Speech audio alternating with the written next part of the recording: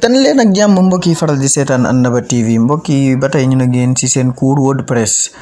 tey ñu ngi ci thème yi moom mooy lan. Donc balaa lépp ñu taal suñu serveur ak suñu base de données bi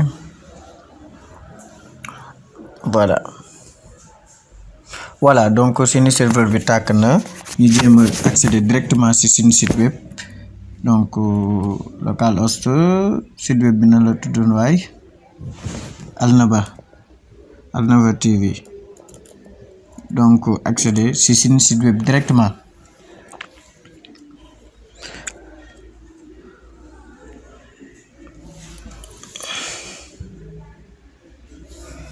Voilà mbokk yi comme ni ngeen koy gisee suñu site baay nekk nii donc waxoon nañ ci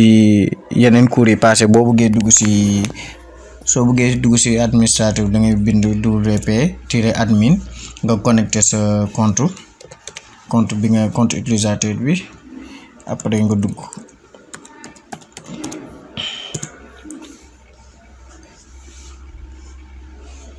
Voilà donc comme ni ngeen koy gisee nii dugg nañ site bi moom moo nekk comme ni ngeen ko doon gisee sànq moo nekk nii donc suñu site baa nekk nii léegi ñun ñu war a nekk ci benn lu am solo moom mooy thème souvent moom mooy site bi naka lay affiché wuwee loolu moom mooy thème yi. Donc sa WordPress dafa am mbir bu am solo boo xamante ne ay thème la yoo xamante ne développeurs yi dañ ko développé ba pare defar ko ba mu normal mu nice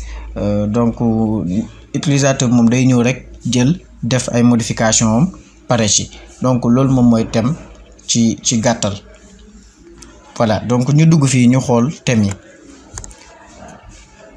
comme ni ñu koy gisee ñun suñu site bi instant nii thème bi moom moo fi installé wu par défaut automatiquement. Donc comme ni ngeen koy gisee yii yëpp ay thème la donc site yi nit ñi koy faral di defar souvent dañuy uti ay thème donc thème yi nag am na ay gratuite am na yoo xamante ne payant la. Donc boo duggee fii di nga gis ay thèmes yi nga xam ne WordPress moo la ko ajouté automatiquement moo nekk yii boo bësee fii tam di nga mën a ajouté yeneen i thèmes yoo xamante ne mu ngi ci biir WordPress. Donc loolu day laaj connexion donc da ngay taal sa connexion. Donc comme ni ngeen koy gisee nii soo mun nga ñëw fii fekk da nga téléchargé woon benn thème boo xam da nga ko téléchargé woon beneen site ailleurs nga ñëw fii téléversé ko loolu yëpp dañ ciy wax léegi incha allah comme ni ngeen koy gisee ni ñu bësee noonu donc thèmes yi ñoo nekk nii. Par exemple bii nii thème blog la boo bësee ci thème bi di nga gis thème bi nan lay affiché nga gis information yeeg yooyu yëpp. Donc comme ni nga gisee nii thème bi nii lay affiché hello world indil la money sub money yeeg indil la lépp donc nga mun a gis lépp ci information version thème bi information yëpp nga mun ko gis bu la intéressé wee nga installé ko. Donc ba ni nga koy gisee yii yëpp ay thème la yoo xamante ne WordPress moo ko wàccee. Su fekkente tam bëgg nga télécharger yeneen thème mun nga ñëw fii ñëw ci populaire mu génne la thème yi nga xam ne ñoom ñoo gën a populaire moom la gën a télécharger ñoom la ñuy teg ci kaw boobu tam nga seet ko. Donc comme ni nga koy gisee nii lii yëpp ay thème la yoo xamante ne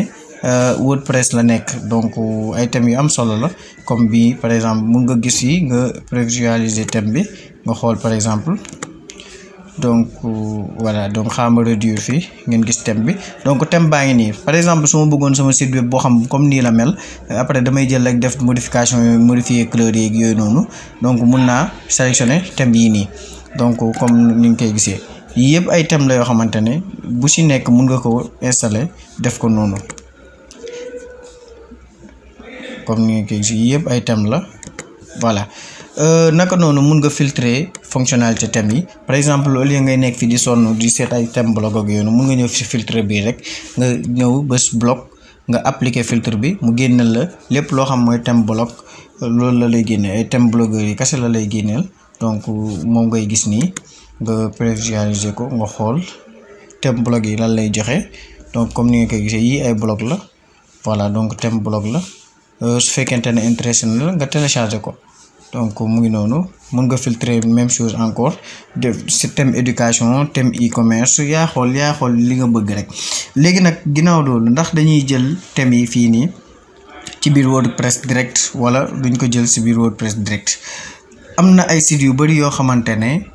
dañ fay faral di télécharger thème waaye balaa ñuy def loolu rek ñu changer seen thème bii ñun ñu xool nan la ñuy changer thème ñu suñ thème WordPress bii nii par exemple ñun blog lañ am neen article benn article am neen bonjour donc ñu seet benn thème ñu changer ko ñu def ko suñu thème bi par exemple ñu xool benn thème boo xamante ne mun na am mu tane rek ñu jël boobu noonu nañu xool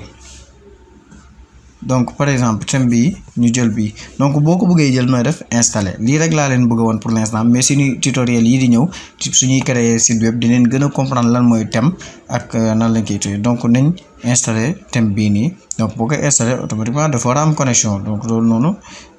danga ko war a xam bàyyi ko xel donc maa ngi installer thème bi donc bu installer c'est-à-dire day télécharger pour l'instant bu télécharger ba pare dafay laaj installer donc installer wu na mu ngi nii day installer automatique donc li muy laajaat moom mooy activer donc pour ma activer thème bi mu nekk thème boo xamante ne moom mooy sama thème site pour l'instant donc dama koy activer voilà donc activer naa thème bi donc ñu xool voilà automatiquement boo activer thème bi da ngay gis mu lay laaj ay yeneen mbir yoo xamante ne dinañ ci yegseeguñ ko loolu mooy ay plugin yoo xamante ne thème bi moom lay ànd ak c'est-à-dire dafa am ay mbir yoo xamante ne moom la thème bi war a ànd ak mais pour ñu bañ a jaxase mbir yi rek ñu xam ne lenn lu nekk ak heure am la instant thème rek lañ kiiwagum mais thème bi dafa am ay mbir yoo xamante ne daf ko soxla loolu moo tax yooyu la lay laajte fii nii donc mais ñun si thème lañ tollagum nañ yemagum si thème donc dañ actualiser seen site bi ñu xool ba xam day affiché comme ni mu doon affiché wala affiché tout comme ni doon comme ni ngeen koy gisee nii affichage bi changé na donc gis ngeen ne ànd na ba TV bi informatique lépp changé na gis ngeen ne suñu site bi muy commencé wu changé wu donc fii nii ay article la fii nekk ak yu demee noonu donc gis ngeen ça dépend si thème bi ngay jël ça dépend si sa site bi ni muy affiché wu day baax loolu ñu wan leen ay sites yoo xamante ne dañ koy utiliser pour télécharger wee si thème site bi ci gën a siiw tudd thème forest donc ñu xool ko visiter ko xool ay thèmes yi nga xam ne yu bëree thème WordPress yamul rek ci thème WordPress kese mais ci thème yeneen mbir yu bëri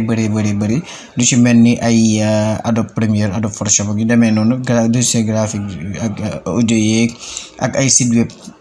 yooyu yëpp dakee donc da ko catégoriser fii nii comme ni ngeen koy gisee nii voilà donc WordPress ñun WordPress moo ñu soxal lii yëpp ay thème la donc yow yaay xool thème bi nga xam ne moom nga bëgg après nga seet ko nga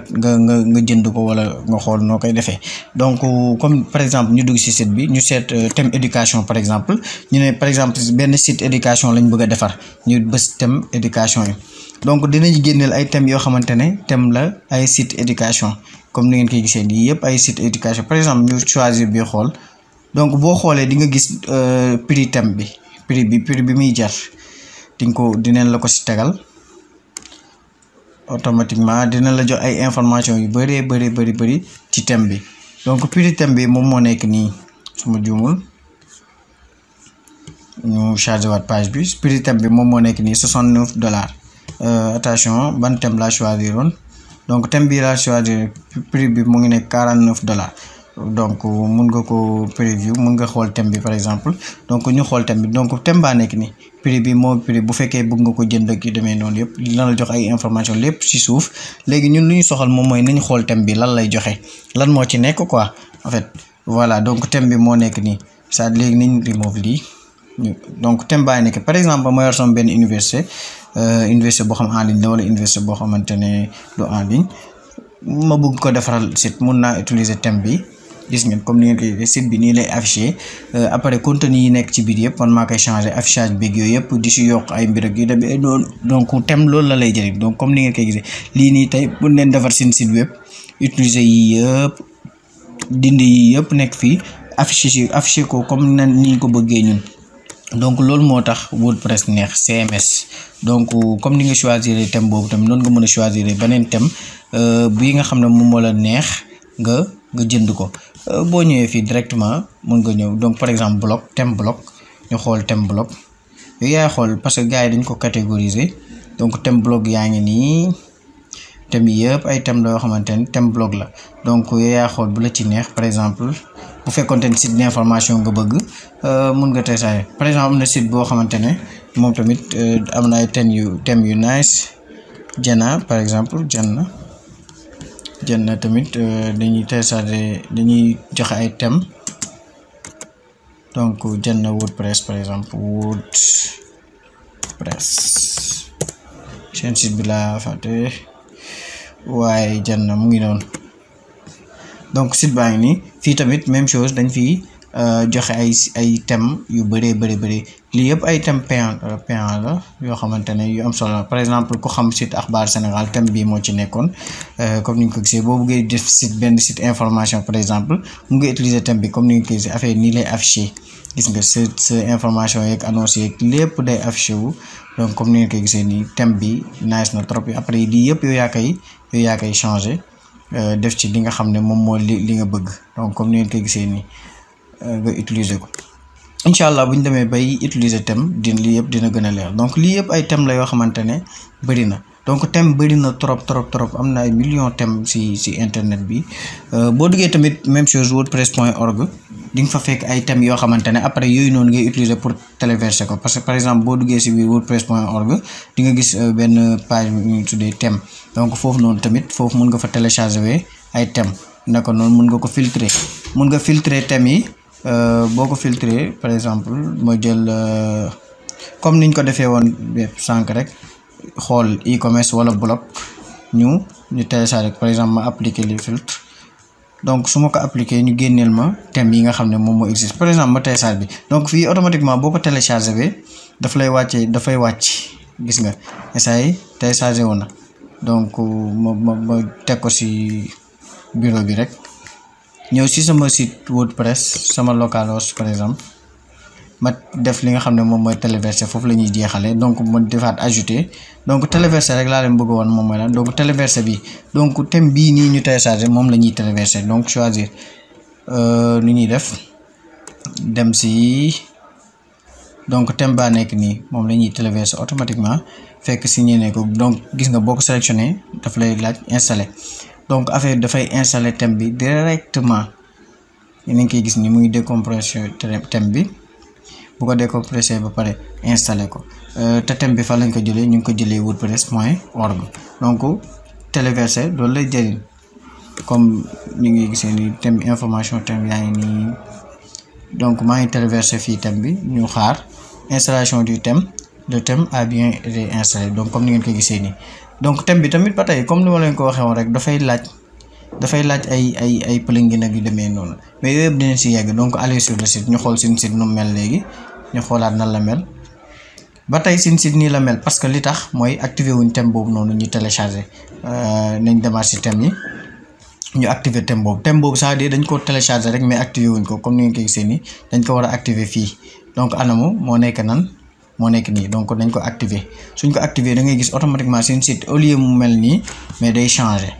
donc daal si kaw gàttal loolu mooy li nga xam ne mooy thème bi donc activer naa thème boobu noonu actualiser site web bi ngeen gis ne changement am na si site web bi mbokk yi bu fekkente ne comprendre li ñu wax nii bàyyil ñu message suuf wala nga bàyyil ñu ko si suñu numéro incha allah dinañ la leeralaat lépp loo xamante ne moom moo la lant sinon bu demee ba yegg si pratique yi ak application yi affaire dina gën a leer ñu ngi jégal bu baax si vidéo bi xaw na gudd mais bëggoon mu gën a leer rek moo tax mais yaakaar nañ ne affaire bi xaw na leer tuuti mbokk yi kon ñu waajal yeneen cours yi comme lu ci mel ni plugin ak yooyu noonu ba beneen yoon incha allah.